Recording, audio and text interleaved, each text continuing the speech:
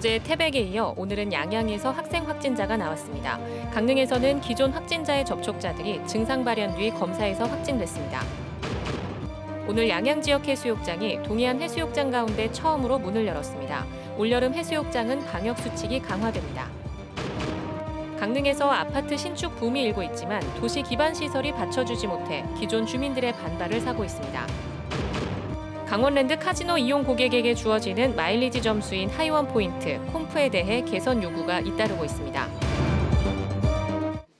안녕하십니까. 뉴스데스크 강원입니다. 양양군에서 10대 고등학생 코로나19 확진자가 추가 발생했습니다. 양양군에 따르면 기숙사에 거주하는 고등학생 1명이 확진 판정을 받아 학교 등교가 중지된 가운데 학생과 교직원 300명에 대해 전수조사가 실시되고 있습니다.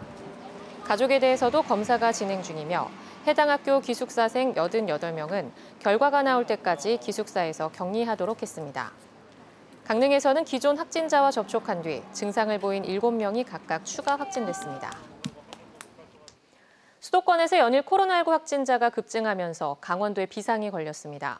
특히 본격적인 여름 휴가철과 겹치면서 수도권 주민들이 상대적으로 거리 두기 강도가 약한 강원도로 몰릴 것으로 예상돼 감염 확산이 우려되고 있습니다. 강화길 기자가 보도합니다.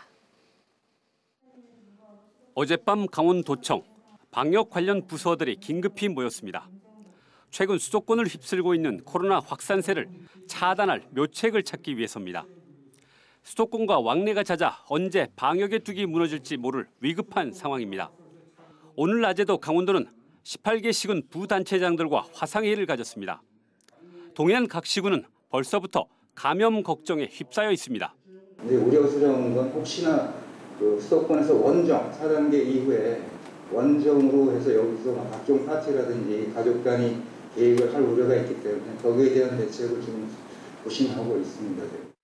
더욱이 오늘부터 해수욕장이 개장하면서 수도권 피서객들의 방문 급증이 예상됩니다. 특히 다음 주부터 거리두기 4단계가 적용되는 수도권과 달리 강원도 동해안 시군은 강릉을 빼고 모두 사적 모임 제한이 없습니다.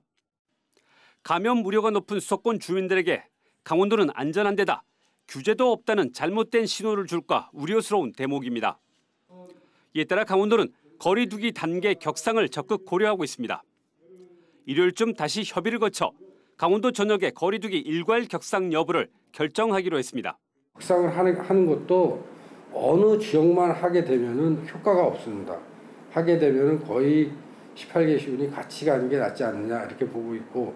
아울러 오늘부터 확산의 단초가 될 수 있는 수도권 방문자나 접촉자를 집중 관리합니다. 코로나 의심 증상이 있으면 즉시 진단 검사를 받도록 했습니다. 또 확진자 급증에 대비해 치료 병상 확보에도 나섰습니다. 359개 치료 병상 중 현재 35%가량만 쓰고 있어 여유가 있는 편입니다. 그렇지만 무증상이나 경증 환자를 위한 생활치료센터를 다음 주에 다시 열 계획입니다.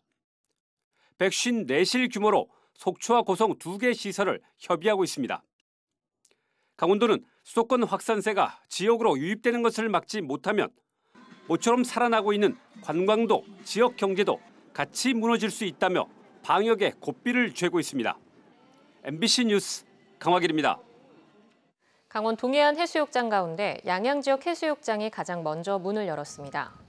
양양군은 지역 내 21개 해수욕장 가운데 낙산과 동호 등 17개 해수욕장을 오늘 개장하고 다음 달 22일까지 45일간 운영에 들어갔습니다. 내일은 속초, 14일 동해, 15일 삼척, 16일에는 강릉과 고성이 해수욕장을 개장합니다. 코로나19 방역을 위해 일부 해수욕장은 사전 예약제가 실시되고 대형 해수욕장에서는 밤 시간대 취식이 금지됩니다. 또 여름 페스티벌 등 야외 행사는 지난해에 이어 올해도 대부분 취소됐습니다. 최근 강릉의 아파트 거래 시장이 활황을 보이면서 신규 아파트 건설 움직임이 커지고 있다는 소식 전해드렸습니다. 하지만 이런 상황에서 도로나 학교, 상하수도 등의 도시 인프라가 수반되지 못하면서 기존 아파트 단지를 중심으로 반발도 거세지고 있습니다. 홍한표 기자가 보도합니다. 최근 강릉시 견소동의 신규 아파트 건설 움직임을 놓고 기존 아파트 단지 주민들이 반발하고 있습니다. 도로 침하나 상습 침수, 조망권 침해 등이 우려되고 인근에 단 하나 있는 동명초등학교도 이미 6개 학급을 증설할 정도로 포화 상태인데 새로운 아파트 건설은 무리라는 겁니다.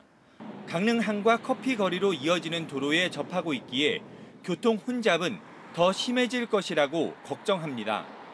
가장 큰 건 교통의 문제입니다. 지금 현재 그 인근에 있는 지역 주민들의 고통뿐만 아니라 오히려 외부에서 관광객으로 오는 분들조차도 상당한 불편들을 호소하고 있으니까 이런 것이고요.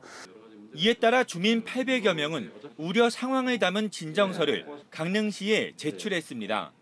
그 해당 지역의 단체장들을 포함해서 833명 정도가 연대 서명을 해서 의사를 전달했습니다. 한 5가지 정도의 문제점들, 현실적인 거 이런 것들을 제출을 해서. 하지만 강릉시가 아파트 건설을 위해 2차례 개최한 도시건축공동위원회에서는 주민 진정 내용이 공식 거론되지 않았습니다. 주민들은 집단 민원이 무시당했다며 분통을 터뜨리고 있습니다. 이에 대해 강릉시는 향후 경관심의위원회나 교통영향평가에서 주만권이나 교통 문제를 다룰 예정이고 이미 자문위원회에서 주민들의 우려 상황을 거론한 상황이어서 굳이 공유하지 않았다고 덧붙였습니다. 초등학교 문제는 어차피 교육청 협의를 해봐야 되는 거고요. 1차 자문회의에서 다 거론이 됐기 때문에 우리가 민원 서류를 복사를 해가지고 굳이 위원회에 그거를 상정할 이유는 없다고 본 거죠. 과거 회산동 일대의 신규 아파트들이 잇따라 들어서면서 학교 신설 등을 놓고 잡음이 잇따른 것과 유사한 문제가 계속 발생하고 있습니다. 따라서 아파트 단지를 신설할 때는 체계적인 도시 인프라 구축 계획을 함께 고민해야 할 필요성이 제기되고 있습니다. MBC 뉴스 홍한표입니다. 강원랜드는 카지노 이용 고객에게 폐광 지역에서 쓸 수 있는 마일리지 점수인 하이원 포인트, 이른바 콤프를 적립해줍니다. 지역 경제 활성화에 기여하겠다는 취지인데 실제로는 콤프 사용에 제한이 있어 실효성이 낮다는 불만이 적지 않습니다. 조규환 기자입니다. 지난 2003년부터 지난해까지 강원랜드 콤프 누적 발행액은 1조 8천억 원을 넘습니다. 이 가운데 폐광 지역에서 실제 사용된 금액은 20%를 밑도는 2,900억 원 정도입니다. 이렇다 보니 현재 1,400여 곳인 콤프 사용 가맹점을 더 늘려야 한다는 목소리가 많습니다. 하루 8만 원인 고객 사용 한도와 한 달에 300만 원인 가맹점 매출 한도도 현실과 맞지 않다는 지적입니다. 여기에다 콤프는 2년간 쓰지 않으면 모두 사라져 결과적으로 강원랜드만 이익을 챙긴다는 볼멘 소리가 나오고 있습니다. 천문학적 가치의 포인트가 그냥 소멸되는 거지 않습니까? 이 지역 경제 해상을 시켜주지 않습니까? 이 강원랜드로 한원되는 이 불합리한 게 반복되지 말아야 된다. 강원랜드 내부 영업시설에서의 콤프 사용액이 더 많은 것도 불만입니다. 하지만 강원랜드는 아직까지 적합한 대책을 내놓지 못하고 있습니다. 고객 사용 한도와 가맹점 매출 한도는 다수의 가맹점에서 일종액의 수수료를 받고 콤프를 현금으로 바꿔주는 이른바 깡을 없애기 위해 도입했습니다. 지난해 사용자의 본인 인증 절차를 강화해 콤프 깡이 줄었다고 하지만 아직 부작용이 근절됐다고 말하기 어렵습니다. 가맹점도 해마다 2번씩 신청을 받는데도 실제로는 크게 늘지 않고 있습니다.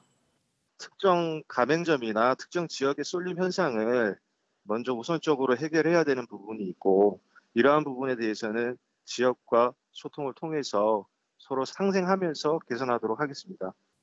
강원랜드는 또 내부 영업시설보다는 폐광 지역에서 콤프를 더 사용하도록 고민하겠다고 밝혔습니다. MBC 뉴스 조규환입니다. 과수 화상병이 확인된 농가는 추가 감염 예방을 위해 나무를 모두 매몰해야 합니다. 10년 넘게 가꿔온 삶의 터전이 한순간에 사라지는 건데요. 피해 농민들은 상실감이 사라지기도 전에 보상금이 줄어들까 하는 걱정까지 해야 하는 상황입니다. 권기만 기자가 취재했습니다. 지난달 과수 화상병이 확인돼 매몰 폐원 조치된 원주의 한 과수원. 이제 다른 농사를 지을 수 있지만 그냥 방치돼 있습니다. 10년 넘게 정성껏 키워 이제 한창 좋은 품질의 사과가 생산되기 시작한 시기에 갑자기 모든 게 사라져버리면서 마음을 추스리기가 쉽지 않기 때문입니다. 심정이 뭐 이루 말할 수가 없죠. 뭐 이게 진짜 내가 소중하게 키우고 하나하나 그냥 이거 10년 동안 만지고 애기 다루듯 다루고 이렇게 했는데 이게 화상병이 와가지고 진짜 답답하죠. 여기에 최근 보상 절차가 시작되면서 걱정이 더 늘었습니다. 피해 농민들은 과수 화상병으로 폐원한 농가에 지급되는 손실 보상금이 예전에 비해 크게 줄었다며 불만을 나타내고 있습니다. 지난해 정부는 과수 화상병 손실 보상 기준을 변경했습니다. 기존 밀식 재배 정도에 따라 보상금을 일괄 지급하는 방식에서 기준이 나무 주수별로 세분화됐습니다. 일부 보상금이 늘어나는 농가도 있을 수 있지만 10마르당 150그루 정도 심는 일반적인 경우 보상금이 기존 대비 20%가량 감소할 수 있습니다. 너무 보상가가 낮으면 앞으로 이거 또 다시 해고되려면 한 7, 8년, 10년은 세월을 가는데 좀 막막하죠, 사실. 매몰 처리 비용도 기존 농가 일괄 지급 방식에서 사후 실비 처리 방식으로 바뀌면서 피해 농가가 느끼는 박탈감은 더 커졌습니다. 농가 입장에서 봤을 때는 화상병으로 인해 갖고 내가 묻는 것도 너무 실망스럽고 마음이 아픈데 보상까지 적어지다 보니까는 너무 안타깝죠. 지난해 과수화상병 피해가 컸던 충주 지역 농민들은 보상금 지급 기준 개선을 요구하며 농촌진흥청을 항의 방문하기도 했습니다. 농촌진흥청은 현실적인 보상금 지급을 위해 기준을 변경했고 실제 지급되는 보상금의 차이가 크지 않다고 설명했습니다. 화상병에 걸리면 그동안 키운 나무를 모두 땅에 묻고 3년 동안 다시 나무를 심을 수도 없습니다. 다시 심더라도 몇 년은 더 키워야 수익을 기대할 수 있기 때문에 이미 고령화가 빠르게 진행된 농촌 상황에 과수농사를 포기하는 경우가 대부분입니다. 2015년 이후 400여 농가에서 화상병이 확인된 경기도 안성시의 경우에도 다시 과수농사를 시작한 농가는 한두 곳에 불과합니다. 과수농가가 과수화상병 피해 보상금을 퇴직금이라고 부르는 이유입니다. 배 같은 경우도 거의 심어서 한 7년은 길러야 되거든요. 한 실제로 7년 지나서 또 과수로 그때부터 따기 시작하면 너무 나이들이 다 70이 넘으시고 하는데. 국내 화상병 발생 농가는 2015년 43곳에서 작년에는 744곳으로 갈수록 급증하고 있는 추세입니다.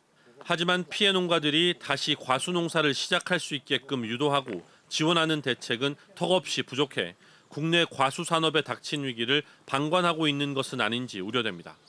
MBC 뉴스 권기만입니다.